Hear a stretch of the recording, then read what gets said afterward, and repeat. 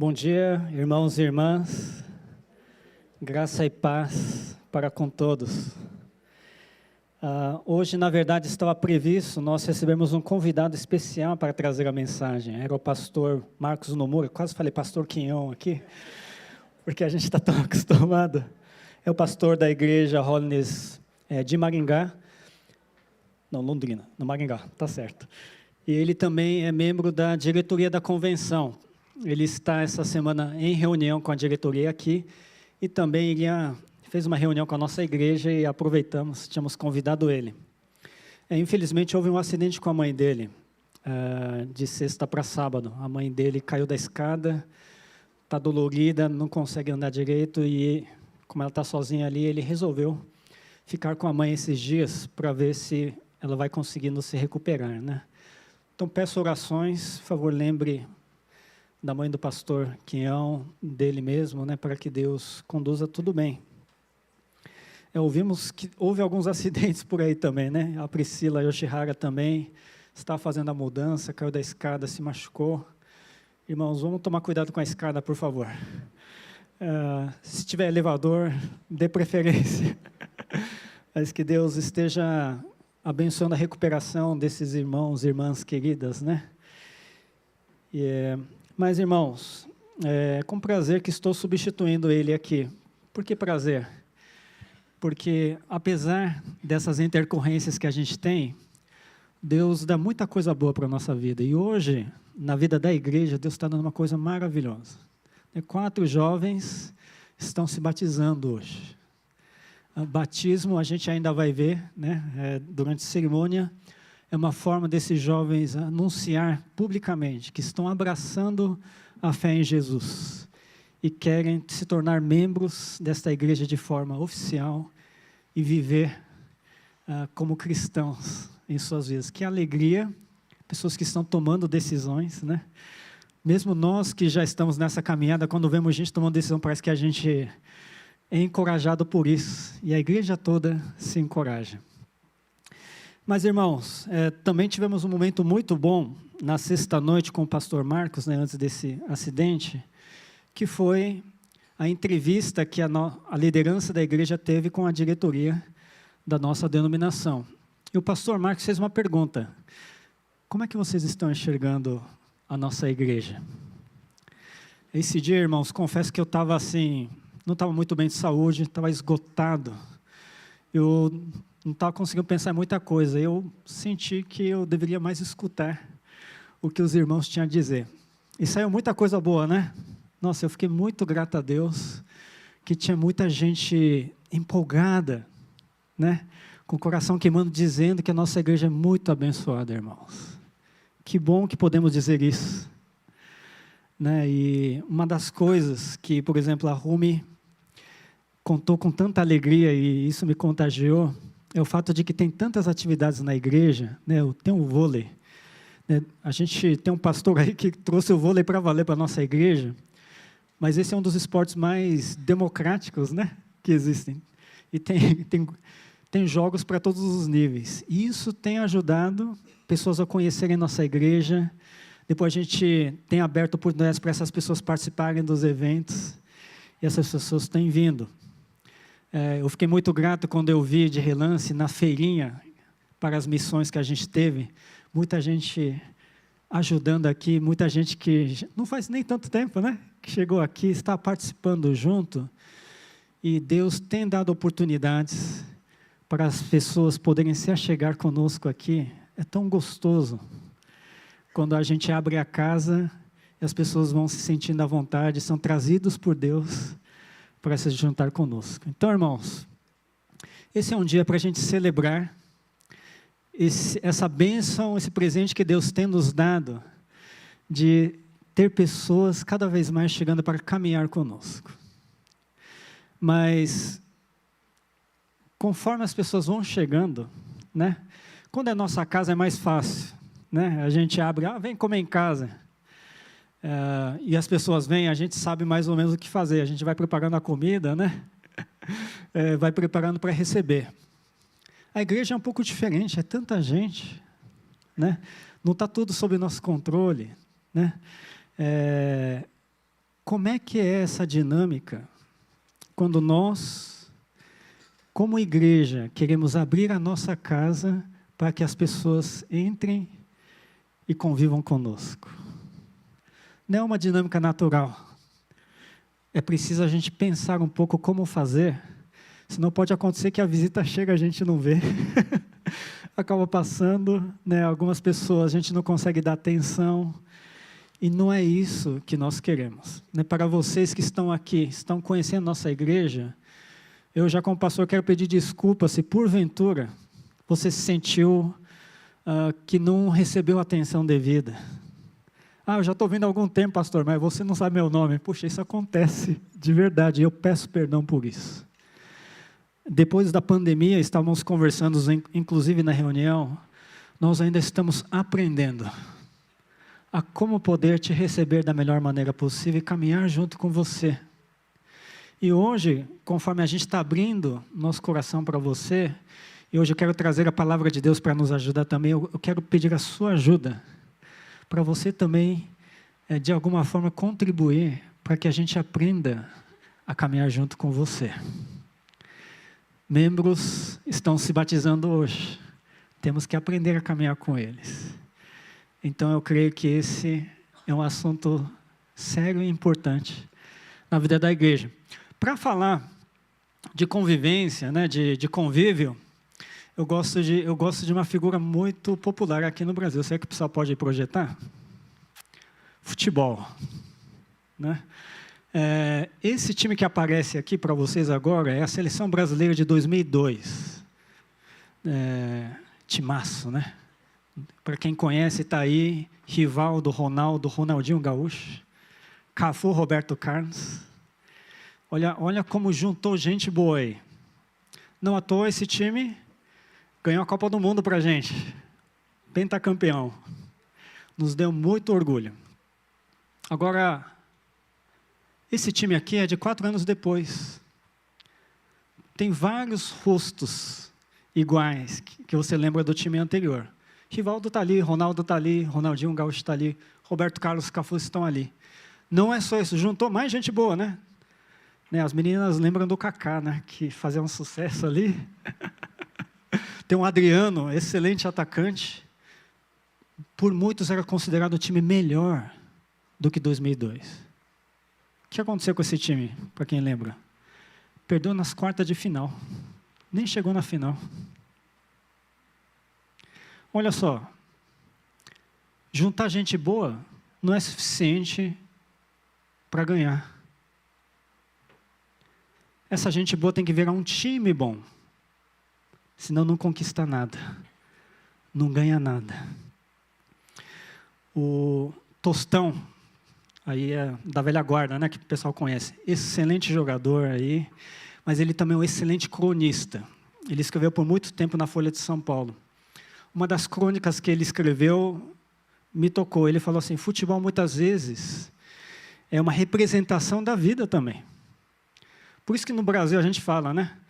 Eu estou fazendo as coisas de última hora e só resolvi aos 48 minutos do segundo tempo. Nossa, outro dia dei uma bola fora. Né? Nossa, aquele cara é craque. Olha como o futebol já está na nossa cultura. Talvez se a gente usar um pouco essa figura do time, né, como o Tostão diz, a gente vai entender um pouco melhor também algumas coisas que a gente precisa refletir sobre ser um time aqui. Porque, irmãos, como eu disse, nossa igreja está recebendo vários craques aqui. Pela graça de Deus. Cada um de vocês, a Bíblia diz que é uma preciosidade aos olhos do Senhor. Por isso que eu digo que você é um craque. Craque é aquela pessoa imprescindível para o time, e você é. Mas, se a gente ficar só sentado aqui um do lado do outro, a gente ainda não é um time. A gente precisa ter algo a mais, precisa criar algo a mais para ser um time. Né? Então, hoje eu gostaria de convidar a igreja a pensar como a gente pode ser um bom time, né? Por exemplo, assim, a gente pode ir lá em Itaquera, né? Mas isso aqui é brincadeira, tá, irmãos? Mas aqui está representada a parte da igreja que é muito fiel. Meio tendencioso, né? Mas o certo é esse aqui, tá?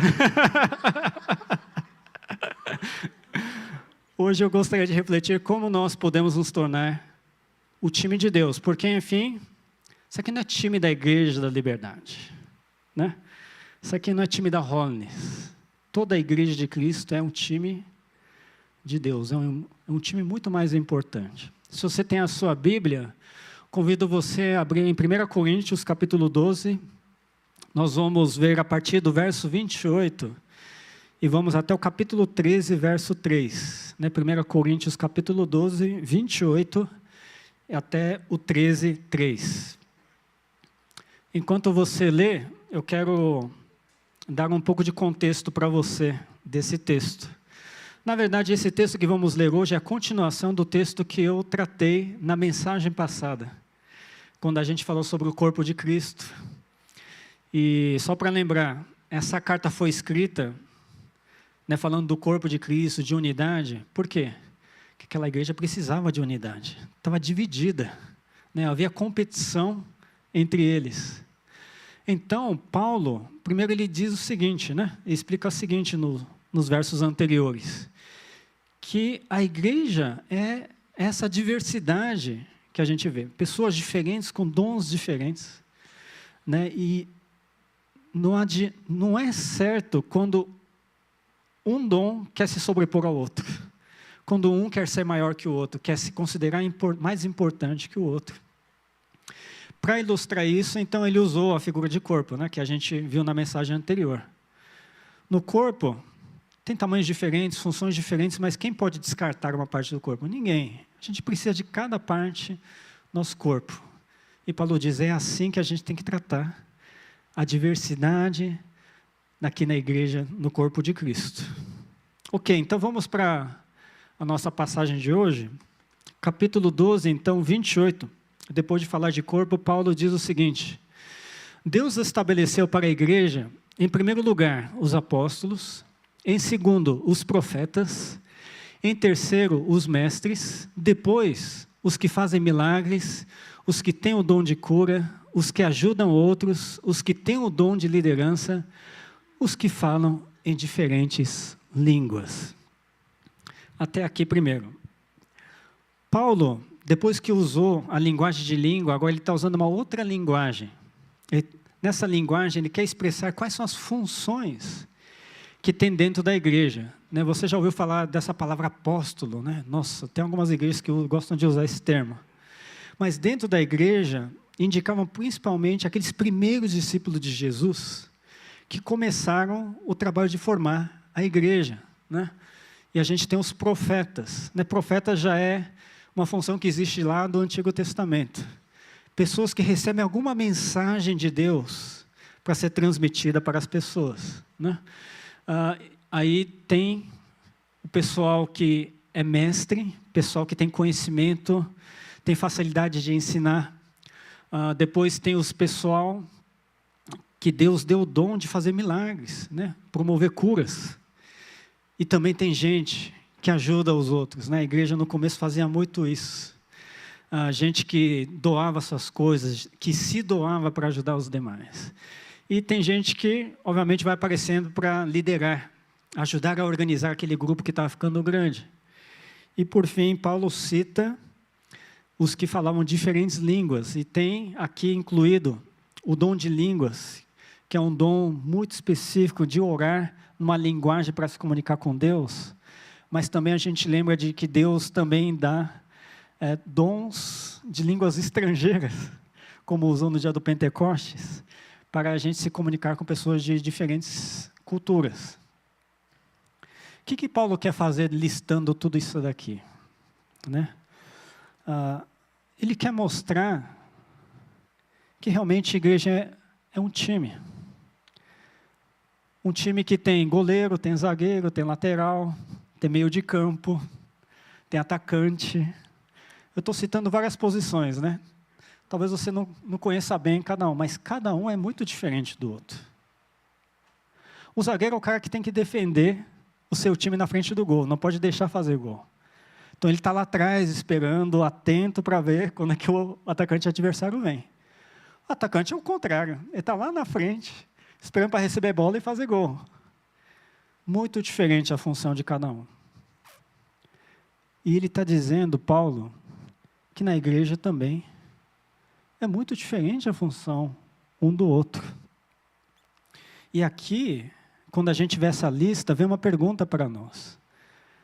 Qual é a minha função? Aqui, nesta comunidade, nesse grupo. Qual é a minha posição? Será que eu sou zagueiro? Será que eu sou lateral? Será que eu sou atacante? Lá na empresa, quando eu fui promovido, o diretor que me promoveu, ele me disse uma coisa muito bacana. Ele falou assim, Kengo, tem muita gente que é mais antigo que você na empresa, mas a gente está te promovendo porque a função que a gente quer te dar só serve para alguém que tem perfil como você. Aí ele me citou algumas qualidades, eu fiquei muito feliz. Mas a seguinte frase me tocou mais. Nem todo mundo nasceu para fazer isso. Tem gente que entende que não precisa chegar aqui, que já está cumprindo a função, está ótimo, e está cumprindo super bem, e já está contribuindo com o grupo ali. Não tem nada de errado. Está errado essa ideia que existe hoje, de que todo mundo tem que ser o topo, todo mundo tem que chegar numa posição de destaque. Nem todo mundo nasceu para estar numa posição, por exemplo, pública. Não tem nada de errado alguém querer ficar, por exemplo, na retaguarda. Fala, se todo mundo quiser ficar ali na frente, vão ficar sem retaguarda, nada vai funcionar. Olha só, temos hoje na cultura da sociedade que idolatra pessoas que aparecem, de destaque, e isso atrapalha muito para a gente mesmo também se enxergar. Aquilo lá que a gente admira na mídia, não é para todo mundo. Eu escutei um youtuber dizendo, olha, para ser youtuber também precisa ter um perfil para ser youtuber. Gosta de aparecer, de se expor. Eu não gosto muito. Isso não é para mim. E Paulo também diz, tem várias funções. Né? Nosso apóstolo, pastor, né? Líder de louvor, são as funções que aparecem. Deixa eu contar uma história. Quando eu me batizei, assim como eles, eu tinha 13 anos. E uma das grandes alegrias de eu me batizar é que finalmente eu ia poder ser equipante do acampamento de Shalom. Ué, não é porque você queria seguir a Jesus, não, também, mas... Porque só batizados, né, aqueles que realmente se declararam formalmente que querem ser cristãos, é que deveriam trabalhar ali na equipe. Faz todo sentido. Então, batizei, a primeira coisa que eu queria fazer para o Shalom já participar da equipe. Só que eu chego lá, comecei a tremer das pernas. Vocês não sabem, mas quando eu era acampante, os equipantes eram Josué Tanami, pastor Manabo, às vezes o Sérgio, né, pastor Sérgio também aparecia lá. Só tinha seminarista, cara que manjava de Bíblia, sério. Eu era um moleque de 14, 15 anos, né, depois do batismo. A primeira coisa que eu falei, será que dá? Inclusive, eu estava com tanto medo que eu pedi para o meu pai, que era meu pastor, perguntar para o diretor do acampamento se eles realmente aceitavam a gente para a equipe. E o pastor Mitsu, que é maluco, né, falava, não, pode vir, pode mandar, ele vai poder ajudar a gente. Mas eu não fazia a mínima ideia do que eu podia fazer. Eu não tocava violão, hoje eu atuo no louvor, vocês nem imaginam que naquela época eu nem tocava violão. Eu não sabia fazer nada. Nunca fui professor de escola dominical. Eu era um desses acampantes que ia atrás de todo mundo. E, de repente, eu estava lá, no meio, para mim, daqueles líderes que eu admirava muito. Eu dizia, será que eu tenho lugar numa igreja como essa? Mas o pastor Mitsu, ele falava coisas que nos direcionavam muito bem. Ele falava assim, olha aqui, a gente está aqui para contribuir de alguma forma, mas tem que contribuir para o reino de Deus. A gente sempre consegue arranjar alguma coisa para ser útil para o grupo, para o que a gente está tentando promover aqui. E quando ele falou isso, eu falei, puxa, eu comecei a pensar o que podia ser feito, mas não via a ideia, né? Eu via, todo mundo já sabia o que fazer. As coisas funcionavam meio que automaticamente, mas No primeiro dia, quando a gente terminou de almoçar e tinha um horário livre, eu vi alguém varrendo o chão lá do corredor. Sabe quem que era? O pastor Mitsu. Porque hoje a gente sabe, né, no acampamento, que dá muita poeira lá. E não tinha nada determinado, ninguém estava definido para fazer a limpeza. Ele olhou, pegou a vassoura e começou a varrer. Eu olhei aquilo, isso eu sei fazer. Isso eu acho que eu consigo fazer. E comecei assim, peguei vassoura. Primeira função que eu cumpri depois de me batizar na igreja. Mas, irmãos, foi uma das varridas mais alegres que eu tive na minha vida. Porque depois um monte de gente passava por lá. E era agradável aquilo estar limpo. Né? Era até bom para a higiene e para a saúde das pessoas.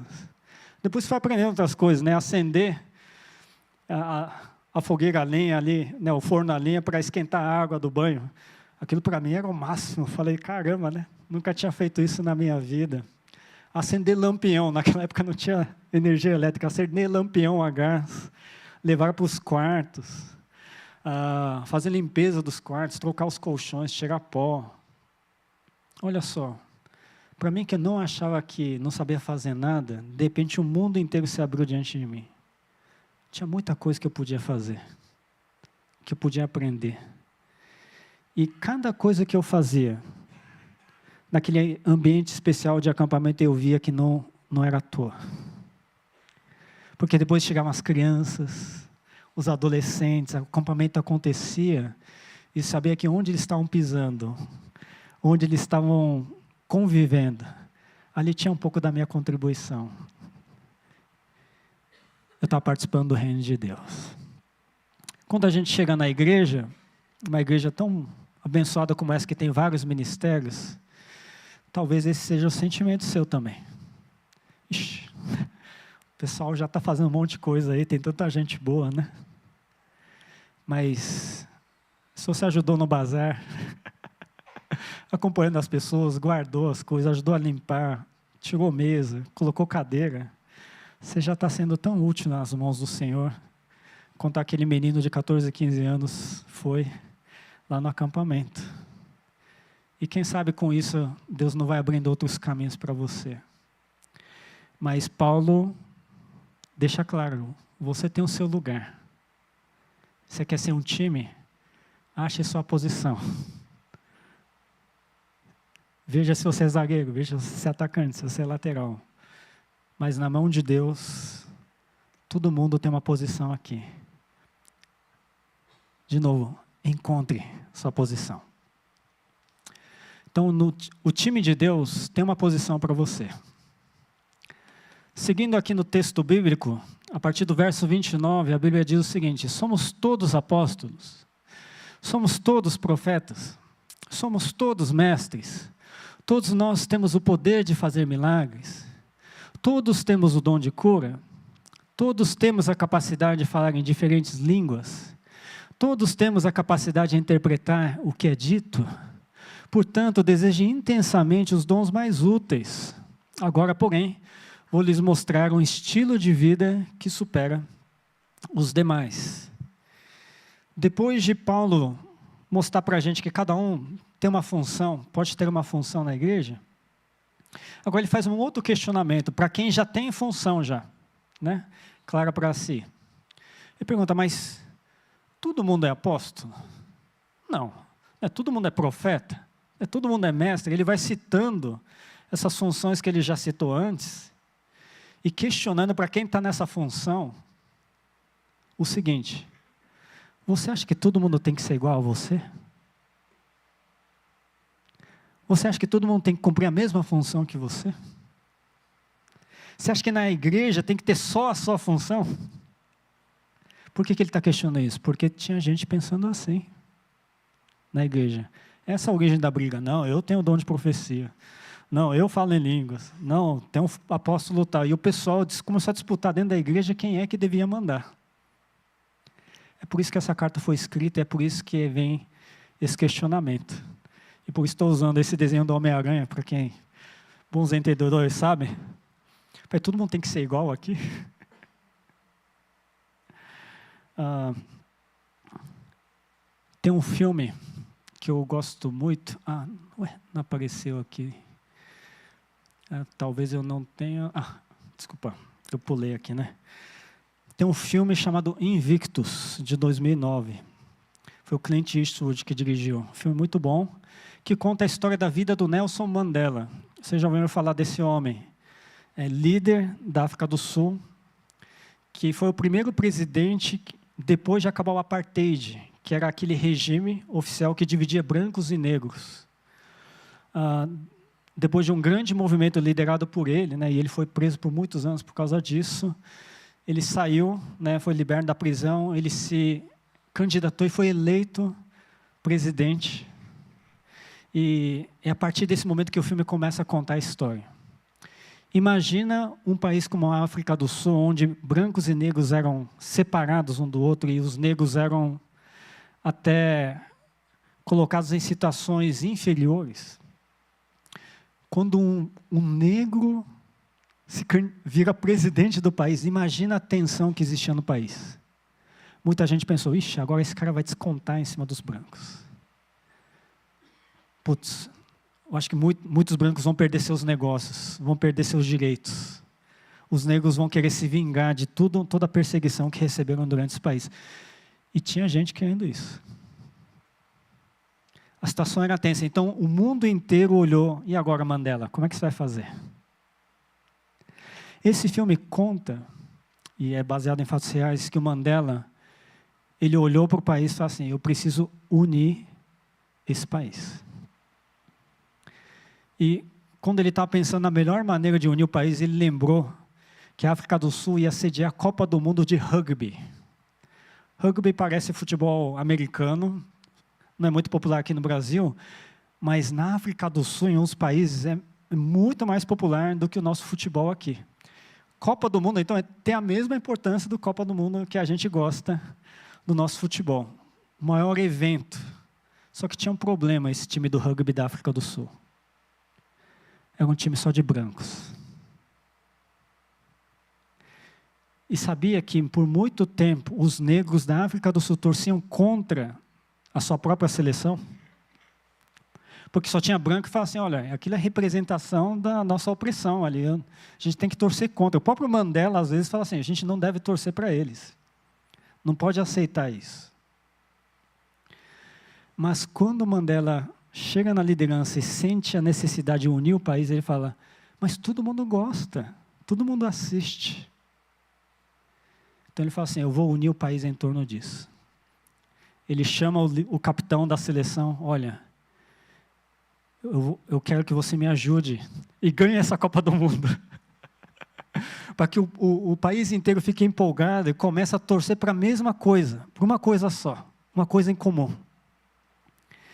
E ele começou a trabalhar com as lideranças negras. Olha, agora nós estamos numa situação diferente.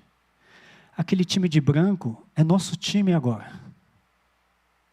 Não é mais o time contra quem a gente vai torcer contra. A gente tem que abraçar esse time.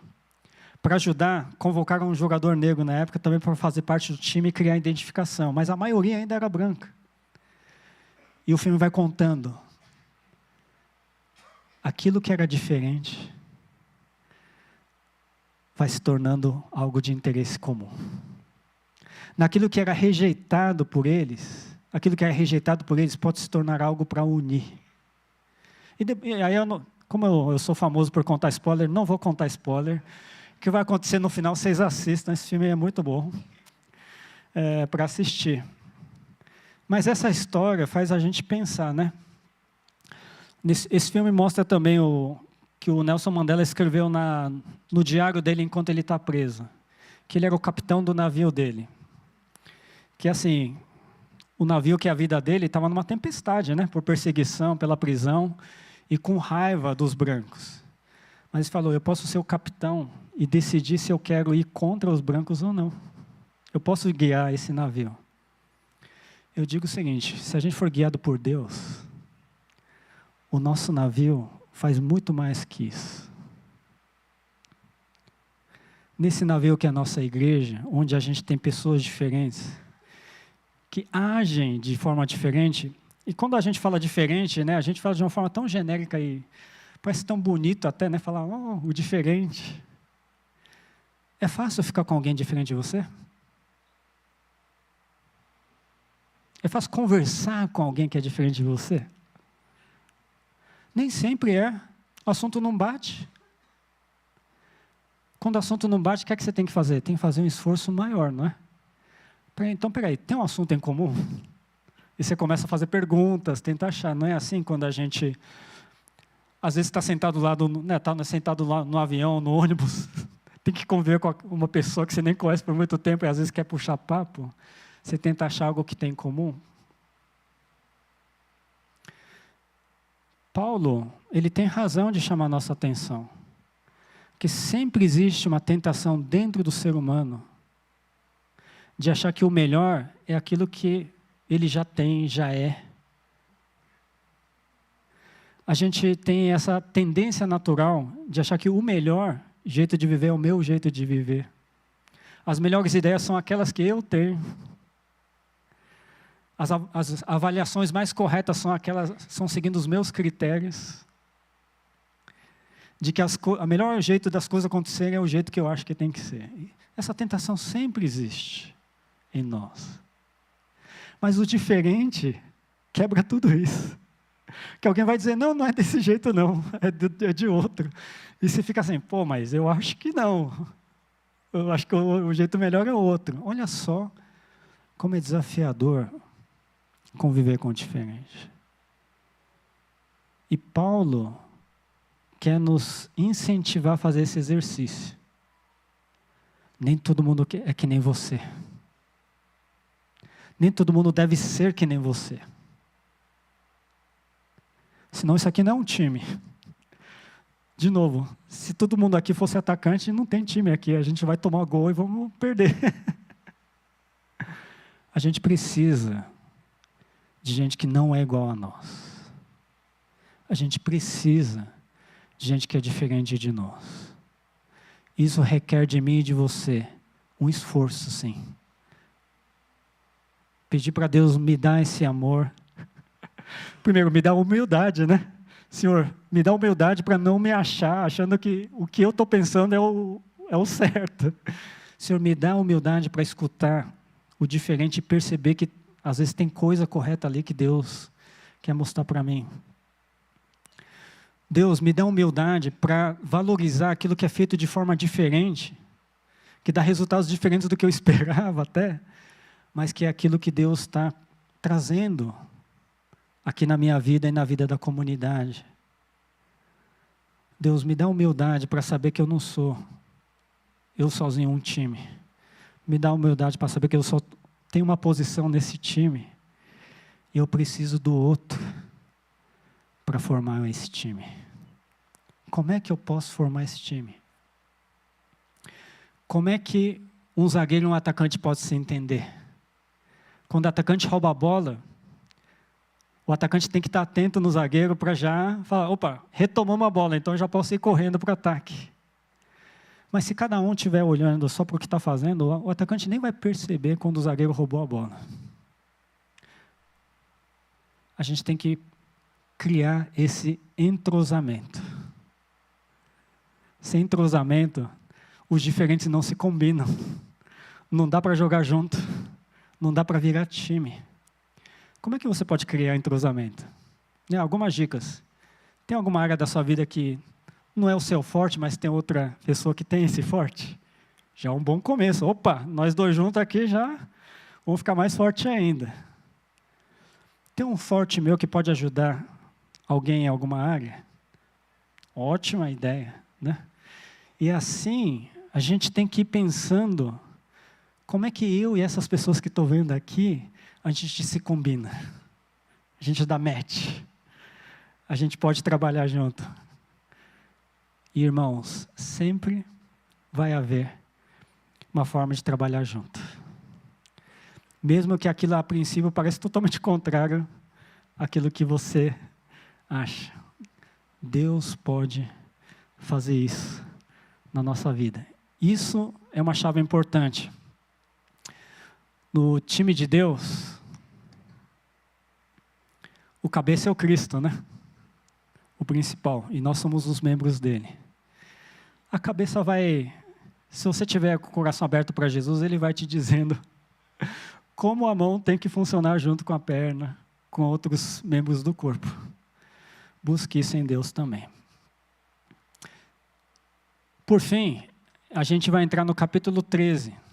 Poxa, pastor, por que você vai entrar ainda no capítulo 13? A gente, às vezes, lê a Bíblia por capítulos mesmo, né? Acho que cada capítulo é uma história, um tema, não é não? Não é assim. Essa carta, por exemplo, originalmente não tinha divisão em capítulos. Era um texto só. A divisão veio depois para facilitar a memorização, o ensino, essas coisas. Então, o que eu vou mostrar aqui, vocês vão perceber que esse capítulo 13 é a continuação direta do que a gente está vendo agora no capítulo 12. Vamos ver aqui.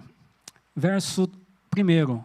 Se eu falasse as línguas dos homens e dos anjos, mas não tivesse amor, seria como um sino que ressoa ou um símbolo que retine. Se eu tivesse o dom de profecias, se entendesse todos os mistérios de Deus, e tivesse todo o conhecimento, e se tivesse uma fé que me permitisse mover montanhas, mas não tivesse amor, eu nada seria. Se desse tudo o que tenho aos pobres, e até entregasse meu corpo para ser queimado, e não tivesse amor, de nada me adiantaria. Vocês perceberam alguma coisa aqui? Que tem a ver com o que a gente viu antes? Ele continua citando as funções que a gente viu no capítulo 12. Primeiro ele fala, sabe o pessoal que tem a função de falar em línguas? Ótimo, muito bonito falar em línguas, mas se não tiver amor, não vale nada. Nossa, como assim, Paulo? Ele continua dizendo, né? Se eu tivesse dom de profecia, apareceu antes também. É muito bom receber mensagem de Deus, falar, mas se você não tiver amor, é que nem um sino que fica tocando só incomodando. Não vai adiantar para nada. Caramba, a gente começa a ficar preocupado, né? Peraí. Receber uma função de Deus, mas como assim, né? Esse risco aí. Ele continua citando assim, de forma representativa, dizendo o seguinte, todas as funções que a gente viu antes, os dons e talentos que Deus te deu, né? A função, a posição que você encontrou aqui na nossa comunidade, nada disso vai ter significado se não tiver amor. Sabe o que Paulo está dizendo? Que esse time aqui tem que fazer gol, né? Para ganhar o jogo. Esse time tem que fazer gol para conquistar algo.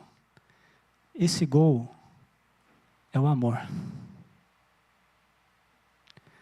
A gente pode ter um time muito bom, de craques, né? Que sabem jogar muito bem. Mas vocês vão combinar que, assim, pode driblar bonito, pode defender, né? Pode dominar a bola, mas se não fizer gol, o futebol não adianta nada. É até melhor um perna de pau que bota a bola na rede do que um cara que, né, sabe fazer muita coisa, mas não faz gol. Aqui na igreja, Paulo está dizendo que é assim também. Se nós não cumprirmos a grande comissão do Senhor, né, de levar o evangelho para toda criatura. O que é levar o evangelho, a boa notícia? De que Deus ama e quer salvar em Cristo a todos. Transmitir o amor de Deus. Se no que a gente está fazendo aqui não transmitir o amor de Deus, eu posso ser o cara que faz 1001 coisas aqui, mas não estou contribuindo. Não é esse o objetivo. Muitos daqui sabem que eu sou de uma família de missionários. Meus pais vieram do Japão para cá como imigrantes. Para evangelizar a comunidade Nikkei aqui. Então, para a gente sempre foi um desafio achar uma igreja para a gente estar junto. Principalmente nos primeiros anos dos trabalhos dos meus pais. Por quê? Eles não sabiam falar bem português, minha mãe era a primeira vez que vinha para o Brasil, tinha que se aculturar. Então, eles buscavam igrejas para conviver, para poder se adaptar. E a gente visitou várias igrejas, né? E tinha igrejas enormes, centenas de membros. E a gente ia lá, né, e saía do culto, e meus pais perguntavam, e aí, gostou dessa igreja? E a gente, criança, é sincero, falava não. Porque a gente sentia que, puxa, não sei, não gostei, não consegui, né? Como criança, a gente não sentiu nenhuma identificação. A gente teve várias dessas experiências, mesmo ainda em igrejas. E quando meus pais resolveram começar o trabalho na igreja de Guarulhos, meu pai plantou uma igreja lá, a igreja foi crescendo, e o chamado deles é quando a igreja crescer, mudar de cidade e plantar uma nova igreja. Essa era a missão deles, né? E quando a igreja de Guarulhos chegou num certo tamanho, meus pais procuraram uma denominação onde essa igreja podia ser cuidada por um outro pastor e eles poderiam ir para o próximo campo. E de novo, durante todo esse tempo conhecemos várias denominações. E tinha denominações que estavam super bem organizadas, né? Tinha missionários americanos. Mas nós, como família, íamos e sentíamos, eu acho que não é aqui. Acho que não é aqui. Aí a gente foi conhecer a igreja Holiness. Quando a gente conheceu a igreja Holiness, meus pais participaram dos primeiros encontros de pastores. Meus pais sentiram, é aqui. O que foi que a gente sentiu? A gente sentiu amor na igreja Holiness. Nas outras denominações, muitas vezes o pessoal está muito preocupado em realizar coisas, em se organizar. Na Holiness a gente ia, meu filho, né? A gente encontrou um ambiente familiar. E não só isso, em tudo que se fazia, a gente sentia que era transmitido amor. Amor de Deus. Mais do que a preocupação de fazer bonito, fazer certo, havia preocupação nas pessoas que a gente conheceu, de que quem estava junto sentisse amor. E é daí que vocês ganharam um pastor. Minha família ficou, o filho desses missionários virou pastor. E até hoje eu creio que Deus traz isso na nossa igreja e não podemos perder. Nossa igreja está crescendo e o que a gente tem que pensar é como a gente pode fazer esse amor chegar ainda mais. Não deixar de chegar para os que estão chegando, os que estão em nosso convívio. Sabe por quê? Que o objetivo principal é esse. O que eu amo nessa igreja é que a gente faz um monte de evento, mas a maioria dos eventos não é para a gente mesmo. Vamos fazer uma feirinha, não é para a nossa igreja enriquecer, é para ajudar os missionários. Né? Vamos fazer um bazar, não é para essa igreja ficar mais bonita, é para ajudar as instituições sociais lá em Itaquera, lá em Suzano. Né? O pessoal está precisando de ajuda, vamos fazer uns quiaques aqui. Gente, coisa linda, isso é transmitir amor. Isso é um diferencial. Na sociedade, muitas organizações, até religiões, querem fazer muitas atividades, engajar as pessoas, para que a própria instituição, a própria religião se beneficie 100% disso. Para se enriquecer, ganhar notoriedade, ficar famoso, né? E ainda existe a mensagem, né, de que fazendo isso, a gente conquista algo, né? O amor de Deus, por exemplo. Tem muita religião que fala isso, a gente falou isso na classe dos jovens profissionais. Mas aqui na igreja é o contrário, sabia? A gente não pode fazer nada para conquistar o amor de Deus. Porque nada paga o amor de Deus, né? Não tem preço. Você pode ser o cara mais rico do mundo, não tem como comprar o amor de Deus. Mas a Bíblia diz que Deus já deu o amor, o seu amor por nós. Aqui é diferente. Quem sentiu que, nossa, Deus me ama, fica animado para fazer alguma coisa em resposta a esse amor. Nós somos um grupo que sabe que já ganhou muito de Deus. Então a gente quer retribuir. Então, irmãos, o time de Deus tem um gol para marcar aqui no mundo, que é o amor. Então tudo que a gente for fazer, se unir, vamos fazer para transmitir amor. Vamos fechar nossos olhos e orar, pedindo a ajuda de Deus para que isso aconteça na nossa vida. Senhor Deus, te agradecemos por um dia tão bom hoje, de nós recebemos esses novos irmãos que vão se batizar. Também quero agradecer por cada pessoa que o Senhor tem acrescentado ao nosso convívio nos últimos meses e anos. Senhor Deus, nós queremos crescer como um corpo. Queremos que todos possam experimentar o seu amor. Para isso, ajuda cada um aqui a descobrir o seu lugar, a sua função. Descobrir a sua posição nesse time. Ajuda-nos também, Senhor Deus, a criarmos entrosamento entre essas posições diferentes, essas funções diferentes, esses irmãos diferentes. Abençoa-nos, nos dando a humildade de considerar o outro até superior a nós, de forma que a gente possa aceitar o diferente. Senhor Deus, guia-nos. Senhor Jesus, o Senhor que é a nossa cabeça, conduza esse corpo. É o que pedimos em nome de Jesus. Amém.